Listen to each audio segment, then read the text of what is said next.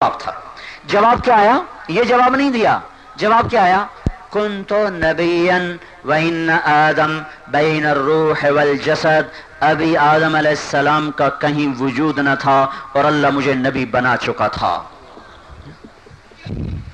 یعنی یہ دنیا نبی کے صدقے پیدا ہوئی ہے. اس کے لیے یہ ایک من گھڑت روایت پیش کرتے ہیں، لولاک لما خلقت الافلاک، اگر آپ کو پیدا نہ کرتا کائنات کو پیدا نہ کرتا. شاہ مدینہ سنی ہے وہ نعت یا نہیں سنی ہے؟ آپ نہ ہوتے کائنات نہ ہوتی. یہ جھوٹ ہے محمد الرسول اللہ کی طرف، یہ جھوٹ ہے اللہ کی طرف. انا للہ و انا الیہ راجعون. کائنات رسول اللہ کے لیے پیدا نہیں ہوئی. وما خلقت الجن والانس الا لیعبدون. کائنات اللہ کی توحید کے لیے پیدا ہوئی ہے. اور نبی کی حدیث سے بھی سن لیجئے، نبی کی زبان مبارکہ سے بھی سن لیجئے. آپ نے فرمایا اس وقت تک قیامت قائم نہیں ہوگی حتی یقال فی الارض اللہ اللہ، جب تک اس زمین پر ایک بندہ بھی اللہ اللہ کہنے والا باقی رہے گا. یہ کائنات اہل توحید کے لیے بنی ہے. جب تک مواحد، آخری مواحد زندہ رہے گا کائنات باقی رہے گی، اور جب مواحدین ختم ہو جائیں گے کائنات ختم ہو جائے گی. اگر نبی کے لیے کائنات بنتی تو نبی کی وفات کے ساتھ کائنات کو ختم بھی ہو جانا چاہیے تھا، لیکن کائنات ختم نہیں ہوئی، کائنات باقی رہی. کیوں؟ کائنات اللہ کی توحید کے لیے بنی ہے. مولانا طاہر جمیل فرماتے ہیں حوریں جو جنت کی حوریں ہیں، اگر حوریں مردوں سے کلام کریں تو مردے زندہ ہو جائیں. یہ زندہ کرنے کا نیا کھاتا کھلا ہے. پہلے پیر کرتے تھے، اب حوروں کو بھی یہ ٹھیکہ مل گیا ہے. یہ کمپنی اوپر ٹرانسفر ہو گئی ہے. وہ ایک جھاتی ڈال لیں، سارے مردے قبر سے نکال کے دیکھ، کون دیکھ رہی ہے؟ اور جنت کی خوبصورت لڑکیاں جو ریشمی لباس پہنی ہوئی، جو اس ناز و انداز سے چلتی ہیں کہ جب ان پر نظر پڑے گی تو انسان دیکھتا ہی دیکھتا رہ جائے گا. مردوں سے بات کرے، مردے زندہ ہو جائیں، زندوں کو جھلک دکھا دے، لوگوں کے کلیجے پھٹ جائیں. لا حول ولا قوت الا باللہ. حضرت کیا یہ اللہ کے قرآن کی یہ تعلیم نہیں ہے کہ مردوں کو زندہ کرنے والا یحیی و یمیت؟ مارتا کون ہے؟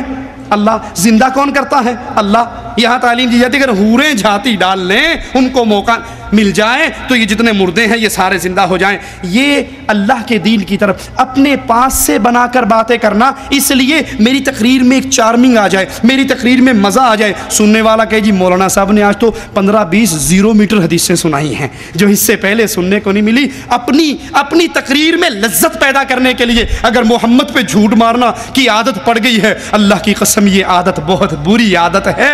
میرے نبی کے صحابہ نبی کی بات بیان کرتے ہوئے تھر تھر کانپ جایا کرتے تھے، کہیں ہماری بات نبی کی بات کے خلاف ہوئی تو ہمارا ٹھکانہ جہنم میں نہ بن جائے. اسی لیے محدثین حدیث رسول بیان کر کے کہتے ہیں او کما قال علیہ الصلوۃ والسلام، یوں یا جیسے رسول اللہ صلی اللہ علیہ وسلم نے کہا.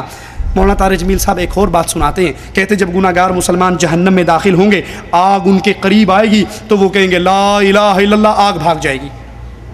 یہ جہنم میں کھڑے بغیر آگ کے، ماشاءاللہ. پھر آگ قریب آئے گی، یہ پھر کہیں گے لا الہ الا اللہ، آگ پھر بھاگ جائے گی.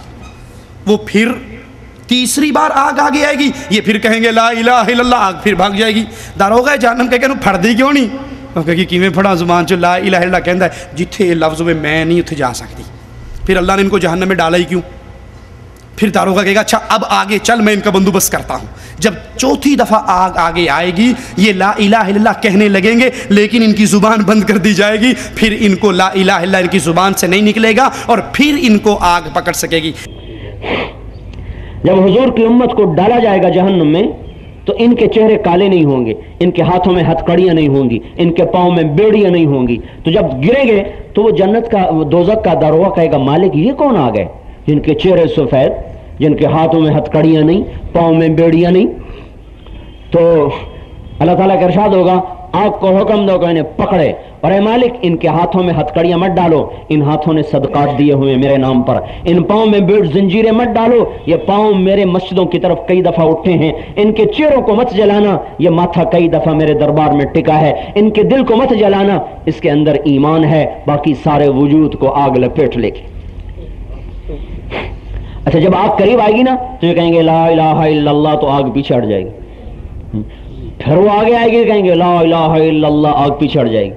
پھر وہ آگے آئیں گے، وہ کہے گا جنت وہ دوزخ کا فرشتہ پکڑ دی کیوں نہیں؟ وہ کہے گی لیس لی سلطان علی لا الہ الا اللہ، وہ کہے گی لا الہ الا اللہ پہ میرا زور نہیں چلتا، میں کیسے پکڑوں؟ تو کہیں گے اچھا اب پکڑو.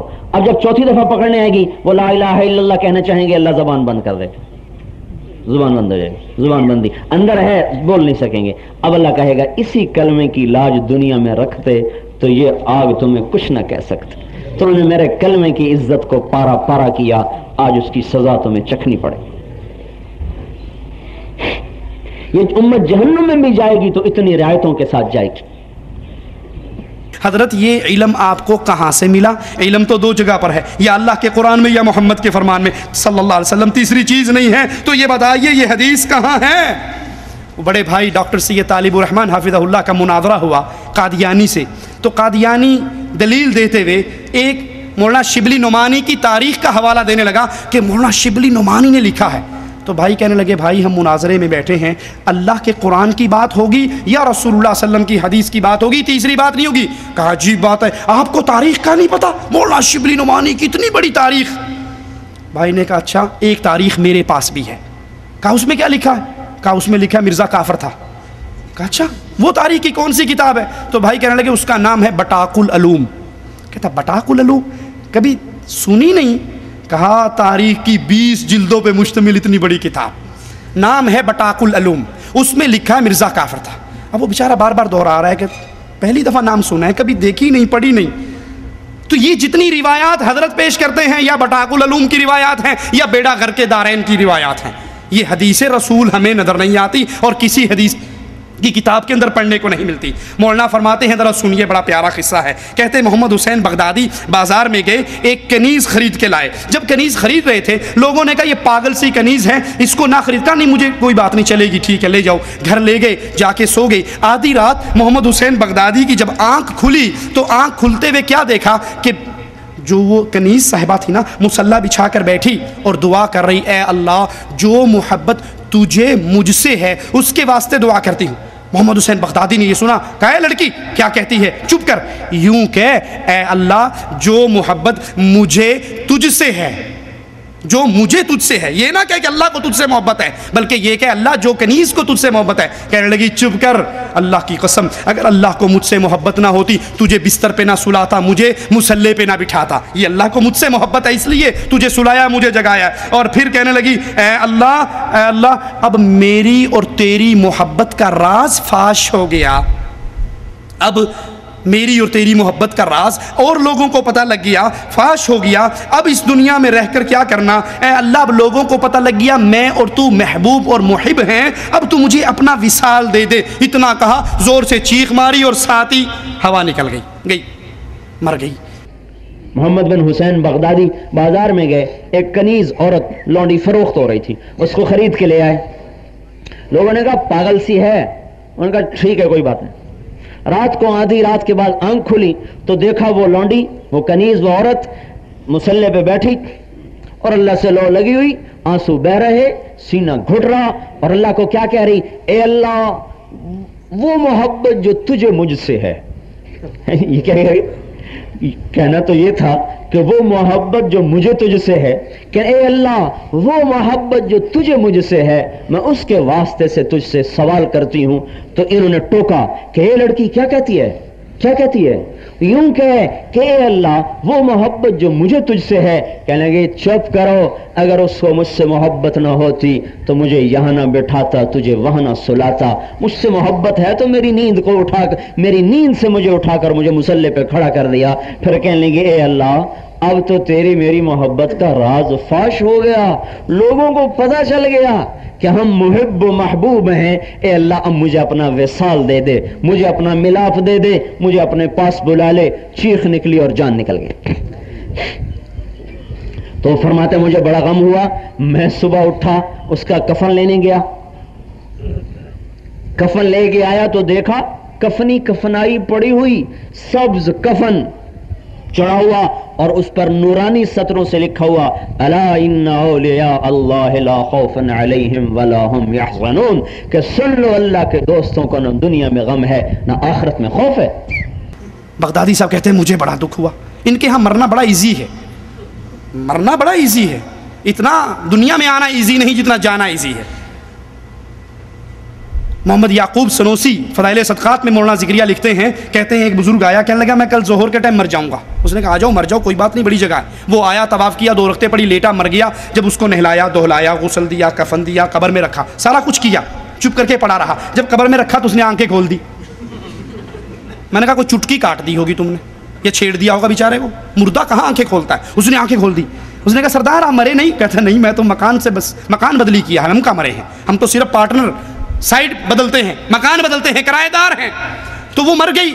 بغدادی کو بڑا دکھ ہوا، بازار سے گیا، کفن خرید کے لایا۔ جب واپس آیا تو وہ سبز کفن میں پہلے سے ہی سبزی پڑی تھی، لپٹی پڑی تھی کفن میں، اور نورانی سطروں سے لکھا تھا الا ان اولیاء اللہ لا خوف علیہم ولا هم يحزنون۔ ذرا اس چھوٹے سے قصے کو سن کر اپنے دلوں پہ ہاتھ رکھیے، اور کتنی بدعقیدگی اسی قصے میں بیان ہوئی ہے، غور کیجئے۔ پہلی بات کہ اللہ میری اور تیری محبت کا راز فاش ہو گیا۔ اگر یہ تہجد کی نماز پڑھنا راز فاش ہونا ہے جس سے مر جانا بہتر ہے، تو پھر کیا کہو گے؟ عبداللہ ابن عباس اپنی خالہ میمونہ کے گھر گئے، نبی رات کو اٹھے تہجد کے لیے، اور حضرت ابن عباس نبی کے ساتھ کھڑے ہوئے اور رات کی نماز تہجد پڑھی۔ اگر یہ تہجد کی نماز اللہ اور اس کے بندے کے درمیان محبت، پر اسرار محبت ہے جس کو لیک آؤٹ نہیں ہونا چاہیے، تو رسول اللہ کی محبت لیک آؤٹ ہو گئی۔ آپ نے اس دنیا کو کیوں نہیں چھوڑ دیا؟ صحابہ تہجد کی نماز پڑھتے، ان کی محبتیں لی۔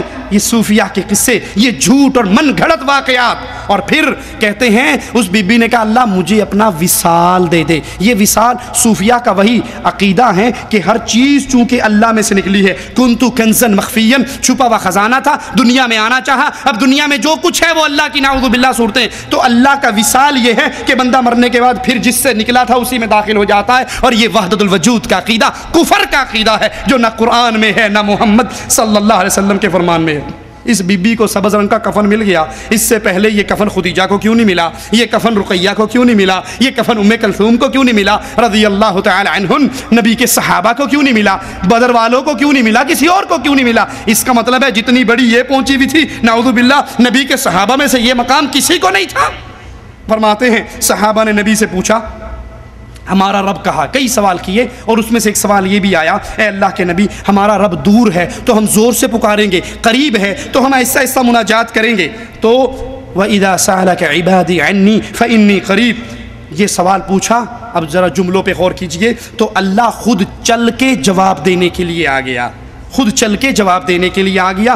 یہ ایسے ہی ہے، مثال دیتے ہیں مولانا طارق جمیل، کہتے ہیں یہ ایسے ہی ہے جیسے کوئی بچہ پوچھے کہ مولوی طارق جمیل کہاں ہے، مجمع کو مخاطب کر کے مثال دیتے ہیں۔ تم میں سے یہ بچہ پوچھے اس نصیر سے کہ مولوی طارق جمیل کہاں ہے، تو یہ کہے کہ وہ طارق جمیل بیٹھا ہے، لیکن اس کے کہنے سے پہلے اگر میں خود سن لوں کہ بچے نے پوچھا ہے طارق جمیل کہاں ہے، تو میں اٹھ کے چل کے اس کے پاس آ کر کہوں کہ بیٹا میں مولوی طارق جمیل ہوں، پوچھ کیا بات ہے؟ تو کہا بالکل ایسے ہی ہوا جب اللہ کے نبی کے ساتھیوں نے پوچھا اللہ کہاں ہے، تو فوراً گویا اللہ کو یہ سوال اتنا پسند آیا کہ اللہ خود اس مجلس میں اتر آیا، مدینے کی مسجد میں اتر آیا، اور حضور کے جواب دینے سے پہلے بولا آپ نہ بولیے، چپ کیجئے، اور اپنے بندوں کو کہا میرے بندو میں تمہارے پاس ہی بیٹھا ہوں، فإنی قریب، قل نہیں ہے درمیان میں، خود آ گیا جواب دینے۔ میرے محبوب تو جواب نہ دے، یہ سوال مجھے اتنا پسند آیا ہے کہ اس کا جواب دینے کے لیے میں خود آ گیا، میں آ کے جواب دیتا ہوں، میں خود آتا ہوں، میرے بندوں میں آ گیا، دیکھو میں آ گیا، میں تمہارے سامنے کھڑا ہوں، بلاؤ مجھے بلاؤ۔ لا محدود محبت کے ساتھ اللہ کہہ رہا ہے میرے بندے میرے بارے میں پوچھ رہے ہیں، وَإِذَا سَأَلَكَ عِبَادِي عَنِّي، یہ میرے بندے میرے بارے میں پوچھ رہے ہیں۔ اب اگلا قصہ یوں تھا کہ اللہ کہتے قُلْ هُوَ قَرِيبٌ، تو اللہ پاک نے یوں کیا کہ خود چل کے جواب دینے آ گیا، خود چل کے جواب دینے آ گیا۔